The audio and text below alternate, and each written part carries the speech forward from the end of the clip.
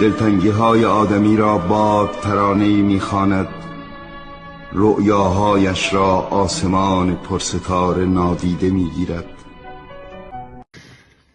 دیدیه این فیلمو تو خراسان شمالی این بچه 15-16 ساله یخ زده مرده، تو کشوری که کمک میکنه به مردم لبنان 14,000 دلار به هر خانواده برای 2 تا شهر پول میده که آواره نمونه، به فلسطین پول میده، به یمن پول میده، به سوریه این همه خرج میکنه. زوری ها، مردم سوریه میگن نمیخوایم، ولی اینا زوری میگن نه باید ما به شما کمک کنیم. به جیبوتی کمک میکنن، به خیلی کشورهای دیگه.